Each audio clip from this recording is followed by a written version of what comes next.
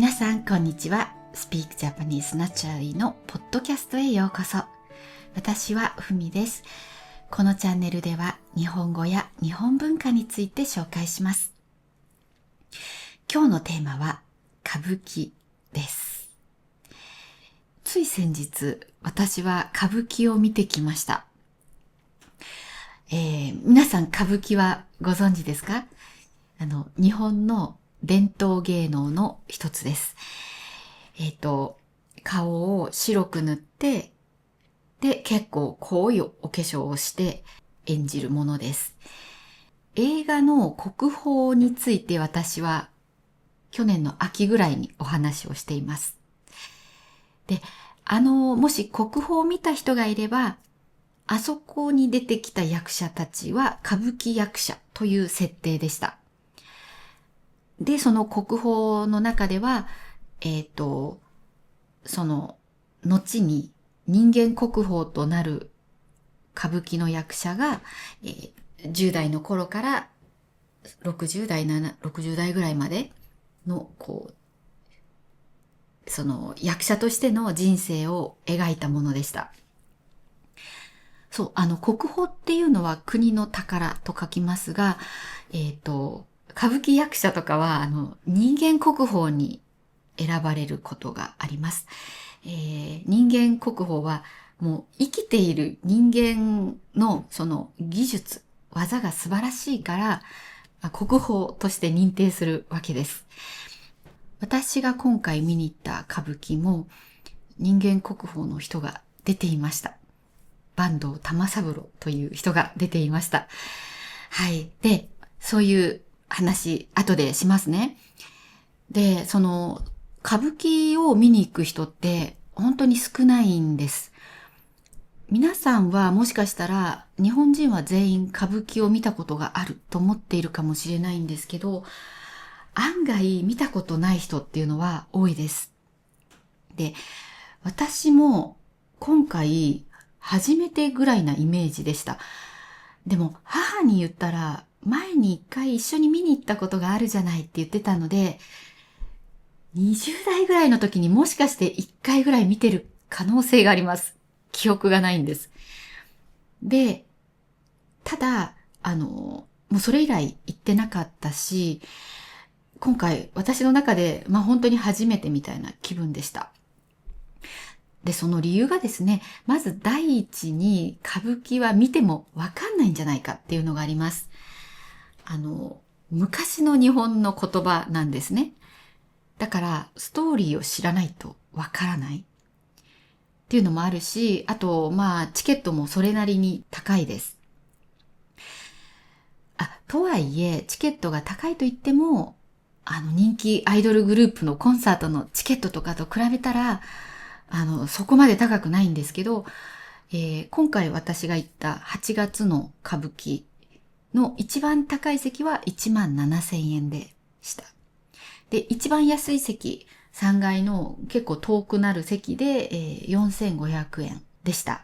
だから、高いといえば高いですよね。難しすぎて理解できないかもしれないものに、それだけの値段を払うかというと、多分すごく興味がないと払わないと思うんです。で、そういう意味で、あまり見る人がいなかったとか、あと見てるファンがどんどん高齢化していたそうなんですけど、その映画国宝のおかげで変わったそうです。若い人も見に来るようになったそうです。で、私が行った時も普通に若い人もたくさんいましたし、あと満席でした。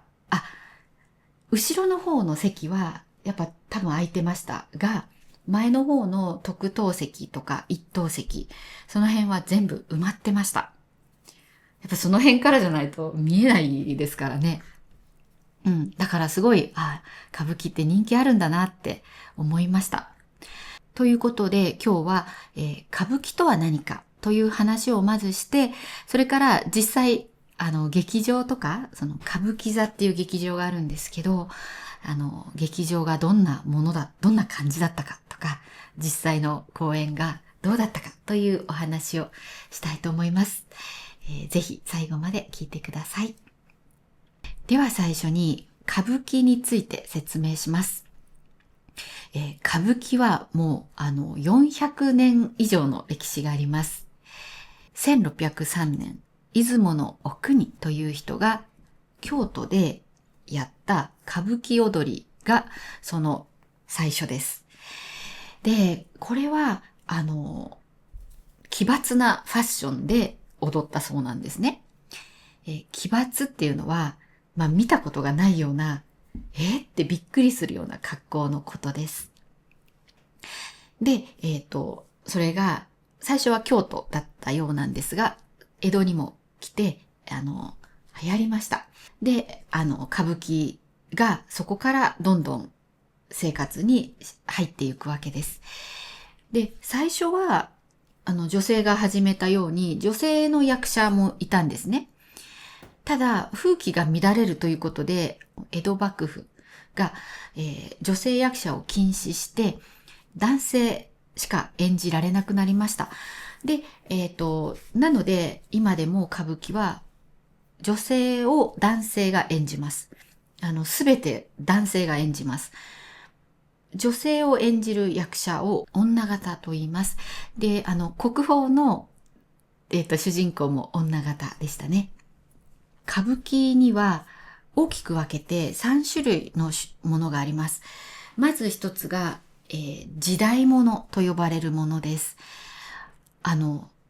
時代物っていうのは古い時代のものっていう意味なんです。で、江戸時代に歌舞伎が始まったと言ったんですが、それより前に起きた歴史的ないろんなことを物語にしたのが時代物です。で、あと、江戸時代に起きたことを、題材にしたものが世話物と言います。大体、心中事件とかが多いようです。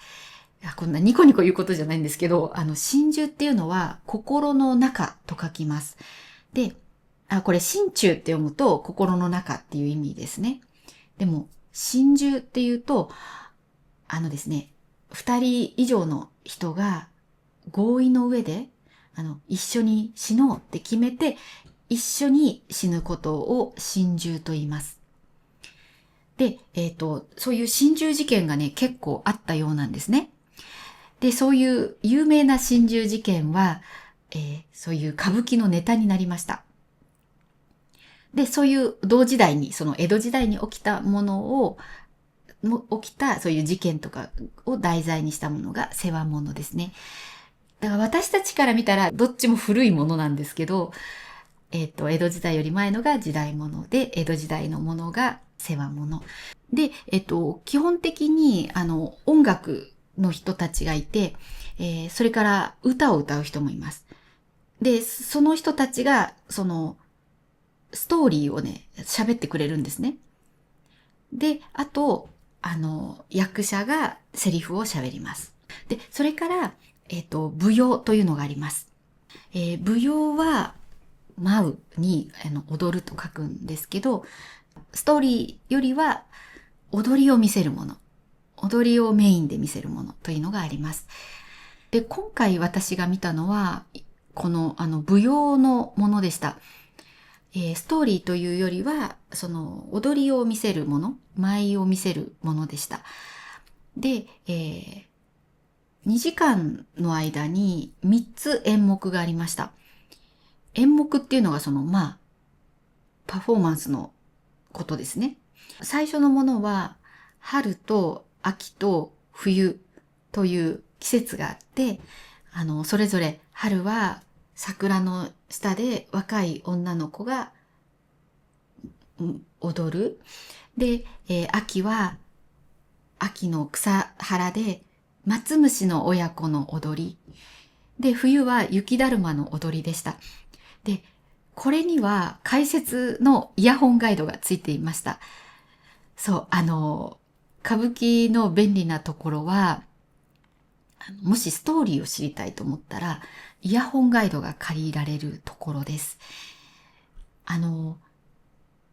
横で歌を歌う人が、歌ってるところで説明の歌を歌ってくれるんですけど、日本語が難しいんですね。昔の日本語なので。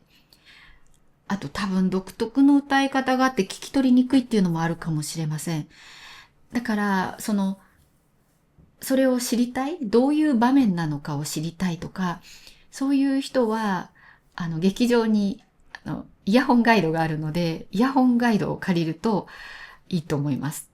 で、その松虫の親子っていうのは、実は多分、子供がやっていました。子供と言っても、お父さん役が、高校生かな、ぐらいかな。で、子供役が、小学生ぐらいかなと思うんですけど、こうやってちゃんと、次の世代を育ててるんだなっていうのがね、よくわかりました。そう、だからこの子たちは伝統を背負って、こうやって小さいうちからしっかりもう働いてるわけですよね。偉いなぁと思いました。で、雪だるまの踊りも面白くって、雪だるまが自分を作ってくれた子に恋をするんですね。で、手紙とかを書くんですが、受け取ってもらえないんです。とかなんとかしてるうちに、太陽が昇ってきて雪だるまが溶けちゃう話なんですけど、その溶ける体の動きとかが、本当に溶けてそうみたいな感じで面白かったです。で、その後に、人間国宝の坂東玉三郎さんの、踊りがありました。で、二つあったんですね。一つ、それぞれ20分ぐらいだと思うんですけど、どっちも、どちらかというと動きの少ないものでした。で、本当に美しくて、線が美しい。なんか、いろいろ刺激になりました。こんな美しい、男の人がこんなに美しいのであれば、私ももっと姿勢を良くして美しくしなければいけないなとか、なんかそういうふうに思いました。で、その前の方には、イヤホンガイドがなかったんですね。だから、もうそこは説明なしで美しさを堪能するみたいな感じでした。堪能っていうのはですね、楽しみながら味わうということですね。はい。で、歌舞伎もそういうそれぞれの演目自体も良かったんですけど、あと、幕合を楽しむものなんだなということも感じました。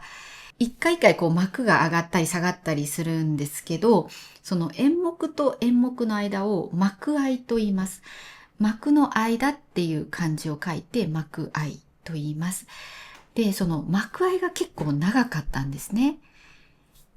最初の演目が終わった後、30分幕合があって、次のがあった後、20分また幕合があったんです。つまり休憩ってことですね。休憩時間があったんです。だから実質多分実際の、そのパフォーマンスとかは1時間くらいだったんだと思います。最初に会場とその場所が開いたのが30分前だったんです。開演の30分前。で、私入って、ちょっとロビーでイヤホンガイドを借りようと思ってうろうろしてたんですね。で、イヤホンガイドは借りたんですけど、その先ぐらいにカクテルのチケットを売っているコーナーがあったんです。で、その日の最後の演目が残月というものでした。残月は残った月って書きます。残月っていうのは夜が明けてもまだ空にうっすらと残っている月のことを残月と言います。で、その残月という演目の踊りがあった。なので、その残月にちなんだカクテルを売ってたんですね。で、そのチケットを売ってたんです。で、最初の30分の幕間の間に3階の食堂があるんですね。そこで、飲めますというチケットでした。なので、これはちょっと飲まないといけないのではと思って、チケットを買いました。900円でした。で、その最初の幕間になった時に3階に行っで、そしたらその3階には奥がそういうチケットを持ってる人が飲む場所とかだったんですけど、あとそこ多分お弁当を注文しといて食べることもできます。で、その手前にはこう立ってなんか飲めるコーナーみたいのもありました。で、そっちは私は行かなかったんですけど、その奥の方に行って、チケットを出したら、そのカクテルをその場で作ってくれたんですね。ただですね、と思ったのが、プラスチックのカップだったんですよ。プラスチックのこうワイングラスの形をしたもの。で、そこに、こうなんだろうな、普通のよく売ってるようなぶどう味のジュースみたいな味のお酒ってあるじゃないですか。あんな感じのやつに、こう丸い月の代わりになる、なんでしょうね、薄い何かを入れてくれて、という、カクテルでした。私うっかりこんなシャカシャカシャカシャカってやるようなカクテルを想像したんですけど、そしたらね、900円じゃ絶対飲めないですよね。そういうことで、その、カクテルをいただいてですね、奥の、その建物は歌舞伎座って言います。歌舞伎座の説明をしてなかった。歌舞伎座は、東銀座っていう駅に直結してます。直結っていうのは直接つながっているということです。なので、いわゆるその、銀座なんですよね。で、その大通りが見えるところの、席で、ちょっとこう見下ろしながら、3階だったんですけどね、見下ろしながら、飲んだりして、いい時間を過ごしました。そうで、歌舞伎座についてちょっと説明すると、歌舞伎を見に行くというと、パッと思いつくのが歌舞伎座です。歌舞伎座は歌舞伎専用の劇場です。で、毎月何かやってます。で、もちろんそれ以外の場所でも歌舞伎はやったりするんですけど、それ以外の場所は歌舞伎をやらない時に歌舞伎じゃないことをやってたりするんですけど、歌舞伎座はもう歌舞伎だけのもの。で、今立っている歌舞伎座はさっき言ったように東銀座の駅直結になっています。で、地下鉄で改札から出ると、歌舞伎座って書いてある矢印があるんですね。で、そこに行くと、まず地下2階に着きます。で、その地下2階には、お土産屋さんなどが売っています。で、歌舞伎に関係するものもあるし、歌舞伎とは直接関係しないけれども、すごく日本風な、日本的な、例えば着物の帯かな着物の生地を使ったバッグとか、あとは、日本っぽいピアスとか、あと手ぬぐいっていうのは日本のタオルのことです。昔からのタオル。そういう日本的なものがいろいろ売っているコーナーがあるんですね。そこで、チケットも買えたりします。で、そこにつながってて、そのビルは5階まであって、5階は屋上庭園になっています。なんで、ちょっとした庭があるんです。銀座に。なんか素敵ですよね。で、その5階から、その屋上庭園から外に階段がありまして、で、その階段を下っていくと4階に行くんですけど、4階には、歴代の歌舞伎俳優の人たちの写真がこう飾ってありました。で、あと、その歌舞伎座自体がもう5期目 ?5 つ目の建物なんです。一番最初に建ったのが1600何年だと思うんですけど、それが火事だったかな。で、燃えた。で、結構火事だったり、なんだかんだで燃えたり、あと古くなって危なくなって建て替えたりして、今建物が5つ目の建物なんですけど、それまでの第1期の建物の第1期とか第2期、第3期、第4期の模型が、飾ってありました。つまり歴史をちょっと勉強できるってことですね。で、あと3回以降は、その歌舞伎座の劇場ですね。さっき言ったように3階には食べる場所とかがあるんですけど、3階まで客席があります。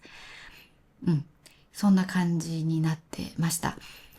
で、あと、その後ろに歌舞伎座タワーっていうすごいオフィスビルがバーンってくっついてました。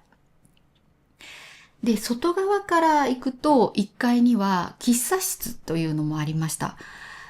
で、そう、私せっかくなので、その喫茶室に行ったんですね。もう喫茶室という名前からして古い。今のそのコーヒーを飲むとこだったら普通はカフェと言います。でも昭和の時代のそういうカフェは今喫茶店と呼ばれます。大体なんとなく喫茶店っていうとちょっと古いイメージなんですね。で、喫茶室っていうとなんかもっといつの時代っていうぐらいちょっと古いイメージがあります。だからこれは言っとかなくちゃと思って行きました。で、そしたら、多分じゃないな。もう明らかに歌舞伎を見に来たような人たち、ほぼ女性でした。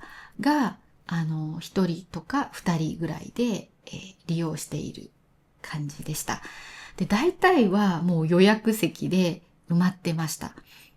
で、私ちょっと早い時間に行ったので、テーブル、二人用のテーブルを一人でゆっくり使えたんですね。そこでビーフシチューと、スパークリングワインを飲んだんです。というのも、その日、歌舞伎を見に行った日の前に、私は今度本を出すんですけど、その本の録音をしてたんですね。神保町の方でしてたんですけど、思ったよりスムーズに進んで、1時ぐらいからスタートして、3時前には終わってたんですよ。で、無事ね、うまくいって、相手役の、男性の声優さんがいたんです。で、やっぱ、なんかプロは全然違うなって、声の出し方とか、違うなって思ったりとか、あと、スタジオ自体もね、私、そういうスタジオってどうなってるんだろうって思ってた謎が解けたり、いろいろすごく刺激的な時間を過ごしたんです。で、無事ね、録音が終わったという自分へのお疲れ様、おめでとうということで、スパークリングワインを頼みました。で、スパークリングワインと、ビーフシチュー。で、塩パンがついてました。で、それで、一人で楽しく過ごして、で、それから、歌舞伎を見に行ったわけですね。そう、なので、歌舞伎を見に行くのであれば、そういう喫茶室に行くとか、あと、その幕間に、カクテルを飲んでみるとか、そういうのは楽しいなと思いました。せっかくならば。で、あと結構一人で来てる人も多い印象がありました。私結構映画とか一人で見るんですけど、歌舞伎も全然一人でも居心地悪くない感じでした。そうで、次は私はもし見に行くならば、ストーリーのあるものを見たいなと思いました。今回は、舞踊だったので、踊りが基本だったんですが、やっぱり、ちょっと、役者さんたちのお芝居見たいなと思いました。で、それからですね、次は桟敷席に座ってみたいなとも思いました。桟敷席っていうのは、席の横の方についてる席なんです。舞台の正面には普通の椅子の席があるんです。で、その正面というかその舞台の横にテーブル付きの席があるんです。そこはですね、幕間にお弁当を届けてくれるそうなんですね。注文しておくと。幕の内弁当を。ですね、幕の内弁当って皆さん知ってますか？コンビニとかでも売ってるんですけど、幕の内弁当っていうと、ご飯があって、あといろんなおかずが入っているようなものです。どっちかというと、昔ながらな日本のおかずが入っている感じですね。で、幕の内っていうのは、そういう幕と幕の間に食べるお弁当。だから幕の内弁当っていう名前がついたそうです。なので、まさに歌舞伎座で幕間に食べたらそれが本当の幕の内なんだと思うんですね。なので、機会があったら、その桟敷席に座って、幕間に幕の内弁当を食べる。それをね、やってみたいなと思いました。そうやってね、演目だけじゃなくて、その全体を楽しむ。それがね、いいんじゃないかなと思いました。じゃあ、だいたい今日の話はこれぐらいです。で、さっき言った、本ですね。私の本が9月16日に出ます。発売開始です。で、Amazon の、日本の Amazon のサイトにはもう出ていて予約受付中です。だからもし、日本に住んでいる人は予約してもらえると本当に嬉しいです。で、多分ですね、日本の Amazon JP 以外では出ないんじゃないかなと思います。多分出ないですね。だから海外の方は、もしよかったら Amazon JP から買っていただくか、または日本に来た時にお店でないかなって探してもらえると、とても嬉しいです。どんな本かというと、日本のいろいろな場所に行って、で、そこにいるお店の人とか、そこにいる別の日本人の観光客とお話をするというような会話の本です。会話を勉強できる本です。タイトルが Travel Japan Learn Japanese 旅で日本語を学ぼうです。なので、そういう旅に行った先で日本の人と会話することで会話の仕方とか会話表現を学ぼうという本です。で、これ実はですね、使っている文法は、N5、N4 レベルです。たまに N3 入ってますが、基本全部 N4 か N5 なんですね。なんですけど、結構普通の会話ってそれぐらいのレベルでしてることが多くってですね、会話がとっても自然な会話になっています。我ながらいい会話だなと思います。そう。だから、基本初級者向けではあるんですけど、N3 以上の人にも十分役に立つ内容だと思います。こんなにいろいろ言えるんだということがわかると思います。なのでぜひ、買ってもらえると嬉しいです。あと、このチャンネルではメンバーシップもやっています。メンバーになってくださっている方、皆さんありがとうございます。もしまだメンバーになっていない方もよかったらぜひご検討ください。あと最後に、私は発音のコースもやっています。なので発音を良くしたいとか、あと私に、その皆さんの発音を聞いて個人的にアドバイスしてほしいという人はぜひ入ってみてください。1ヶ月だけとかでも大丈夫です。全部リンクを概要欄に貼っておきます。では今日も最後まで聞いてくれてありがとうございました。この動画が良かったらぜひ高評価、チャンネル登録、そしてお友達にシェアしていただけると嬉しいです。では皆さん良い1週間をお過ごしください。